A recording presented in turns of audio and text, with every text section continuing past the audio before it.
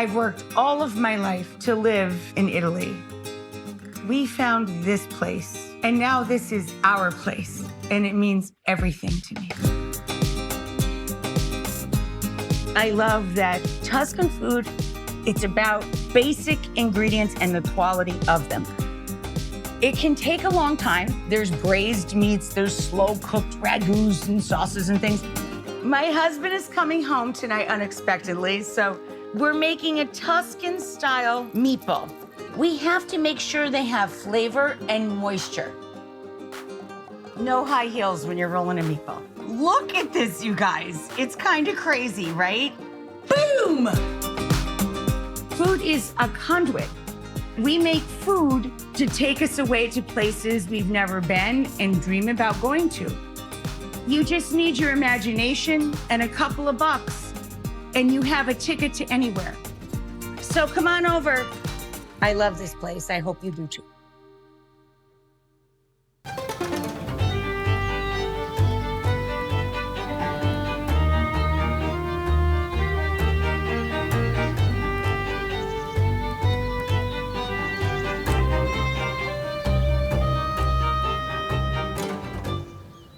Okay, so John went on his live stream of a European tour. Guess what happened? The lead singer of the band that was the headliner, and John was supporting them with his band, Fastest Land Animal, which is fantastic. You should check it out. He got pneumonia. So John is gonna come home at midnight tonight. So, we're making the meatballs. This is 2 pounds of ground beef. We're making a Tuscan-style meatball. I bake meatballs. I know that's gonna piss a lot of you off. You are used to frying them. I don't like it. It's too much fat. They get flat on one side. If you put meatballs in the oven, they look better. They cook more uniformly, and they just taste better. So that's my thought on that. Now, the next thing is a big thing. I made these breadcrumbs from old bread. We always have stale bread here, always. Panini rolls, ciabatta. You save them, you toast them, you grind them. You grind them with parsley, you make your own breadcrumbs. You can buy store-bought breadcrumbs that are pre-seasoned. Go ahead. They taste great. But I always make our own because we have the product, okay? So that's your choice. What's not your choice is to not make them wet with milk. A fat spill of milk to make that moist. We have to make sure they have flavor and moisture. Moisture comes from 2 places. The milk in the breadcrumb, okay, which we just did, and eggs. In Italy, I've shown you many times, the date is on the egg for how long you can leave it outside of the fridge. So it tells you how long the egg will be fresh. We always crack, like Jacques Pepin does, on the counter. Yep. So, done. What's the most important flavor part of this? We're gonna put in minced prosciutto. Gives us a natural salt, right? And I'm going to put in a little bit of grated onion, shredded carrot, and our cheese. Now, the cheese is both pecorino and parmigiano. It's sheep and cow mixed together, both. So now we have a little bit of vegetable and onion to keep it a little bit wet so it doesn't cook out totally.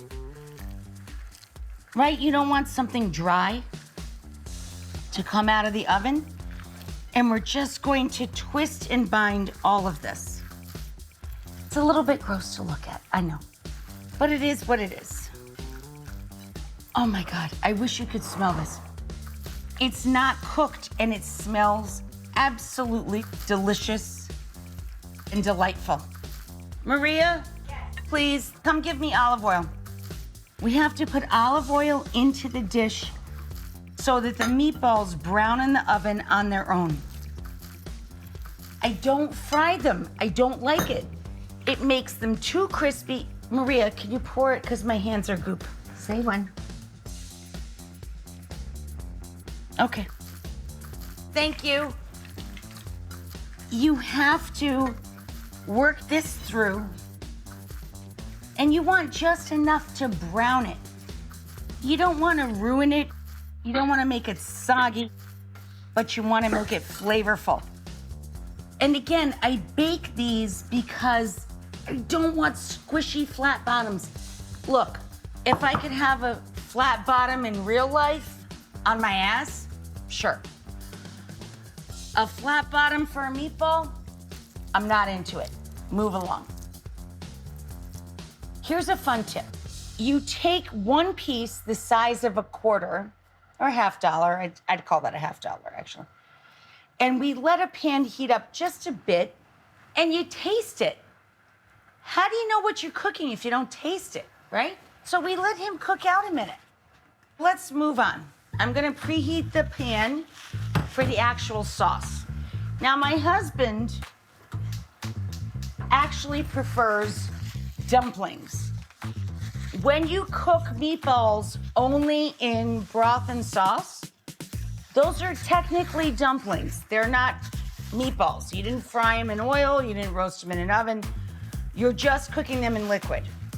I'm gonna make roast meatballs, period. He's not gonna be home till midnight, so who's he gonna complain to? Only me, and it's midnight, so. So when we're making meatballs, a little bit of water on your hands helps, or a little bit of oil. You don't need the oil because I add the oil to the dish, but do as you will. I can't see you. And we make this kind of tight, and it already has oil in it. So boop, we drop it right on the baking sheet. How long do you cook them? Till they look done. Like 425 until the outsides look lightly crispy but not black, okay?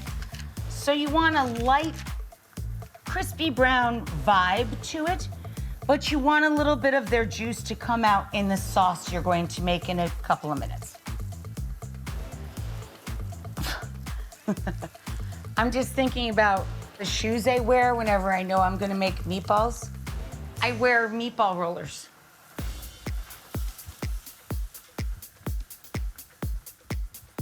You gotta wear low shoes when you're rolling meatballs.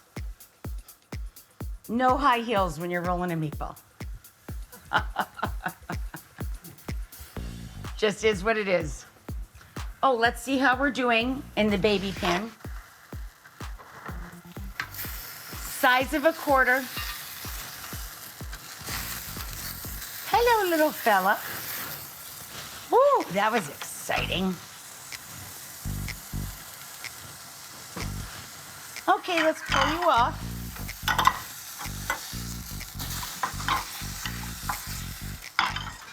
Beautiful. Baby burger. Baby burger. Mmm. Delicious. Seriously good. Mmm. We're good. We can keep on rolling, people.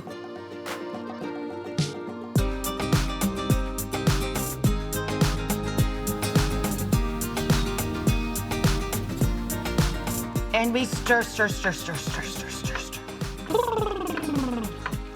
Look at this, you guys. It's kind of crazy, right? We're having a lot of balls.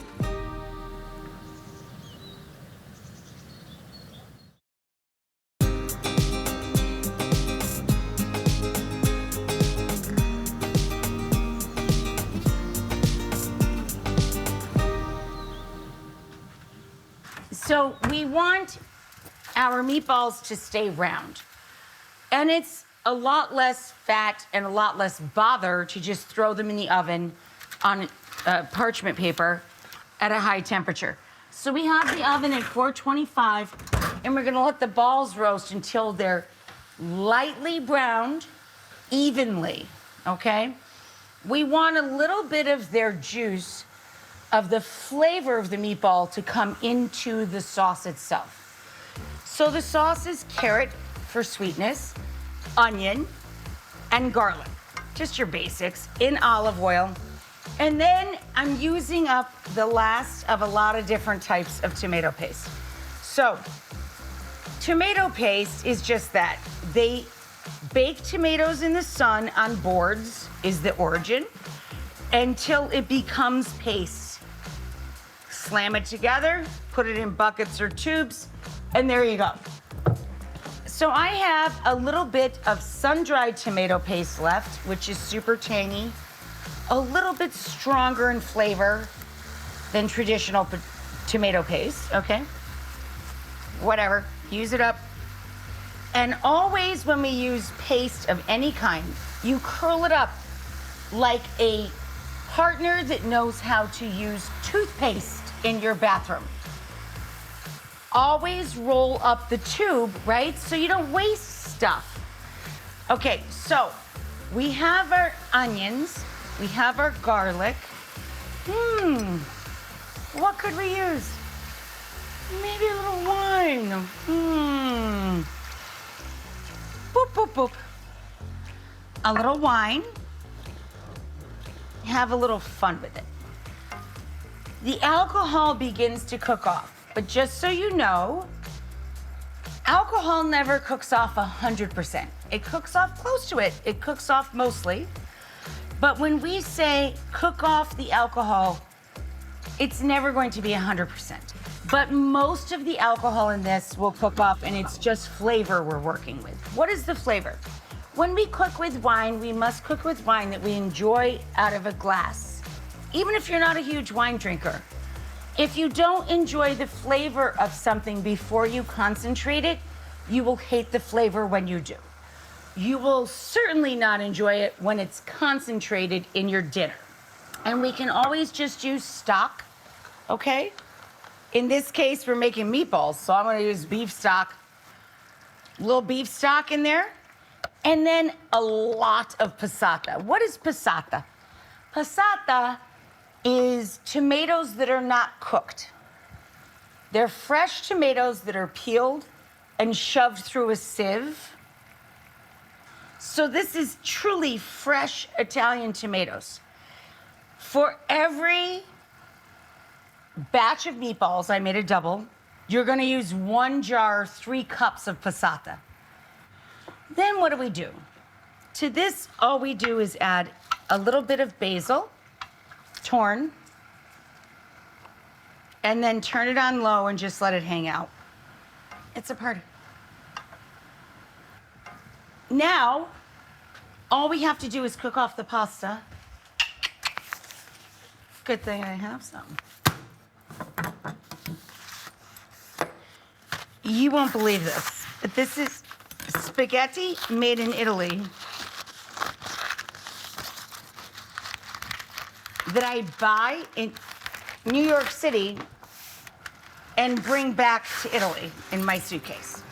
I'm not even joking. That's just my life. That's just how I roll. We'll be right back.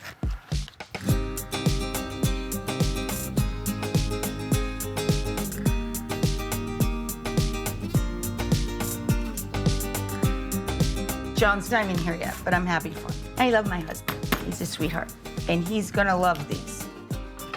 Look at that. Sauce with pasta with cheese. Everybody getting along. Hello, hello. Everyone loves you here.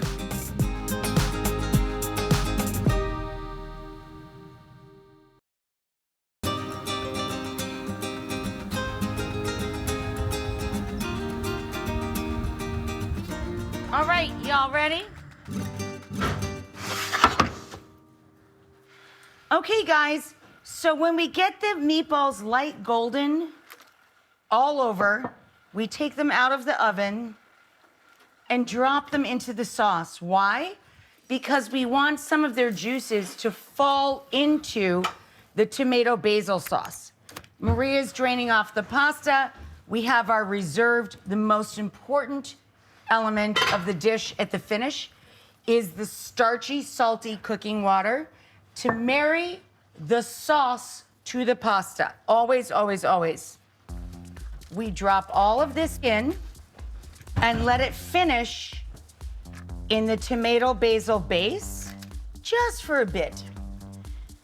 Some of the juice will just drain out into there, but most of the fat will go in the garbage, okay? Because we roasted these. We did not cook them in a frying pan. And notice how the meatballs are round instead of flat on one side and overcharred. I always bake meatballs, or I do what my husband loves the most and make dumplings. Drop them into the liquid, stock before the sauce or the tomato sauce itself, and just let them cook there. That's John's favorite. But he's coming home at midnight tonight, and he's gonna love these. He's not even here yet, but I'm happy for him. I love my husband. He's a sweetheart. And he's very talented, and doesn't hurt that he's my free lawyer for decades. He's a great musician. He doesn't suck to look at. Okay, so now, how are we gonna put all of this together? My mother, when I was a little girl, always put the starchy cooking water, butter and cheese on the pasta first. So guess what I do as an old lady who's scared of her 88-year-old mother beating her up or not being pleased with her? I do exactly as she taught me when I was a child. I put butter, the starchy cooking water, and cheese. I like a mixture of Parmigiano and Pecorino, cow's milk and sheep's milk. And we stir, stir, stir, stir, stir, stir, stir, stir, stir. Until all of the butter melts into the pasta and emulsifies with the starchy cooking water. So now you have butter and cheese spaghetti, every child's favorite, right? I have to grab a ladle, but I had to put them all outside for the cameras to see things. So maybe let's take a break. It's the big finish, right? After this.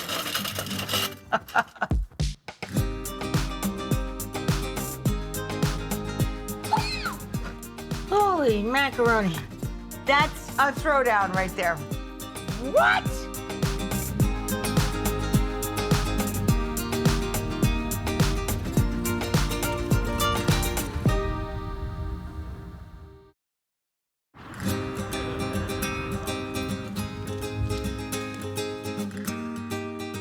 No, where's the long one? The pretty long one? Oh, here you go. Ta-da! That's just me, it's not a burglar. So now we take a lot of our tomato basil and bring it over here.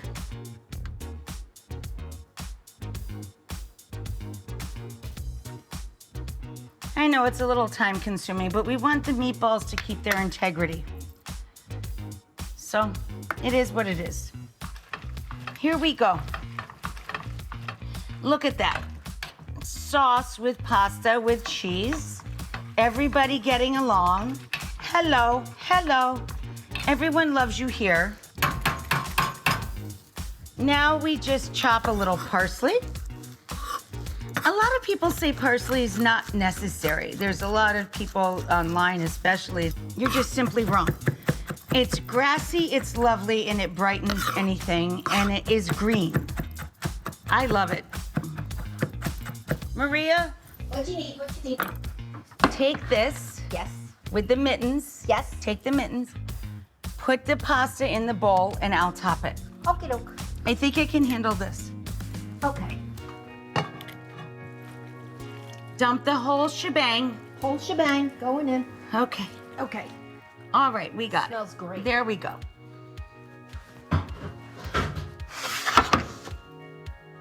see that? I did a side slide. See that? I cheated. I did a side slide. And now we put all the meatballs around.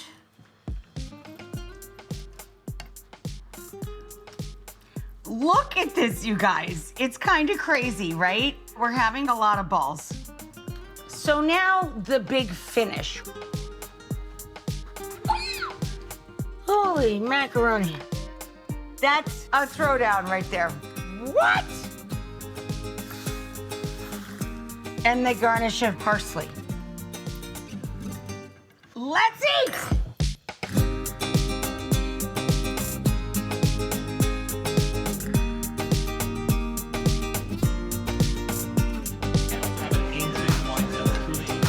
It's beautiful.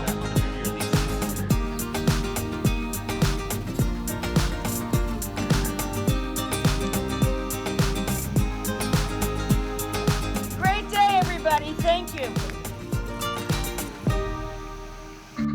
We made it the meatballs.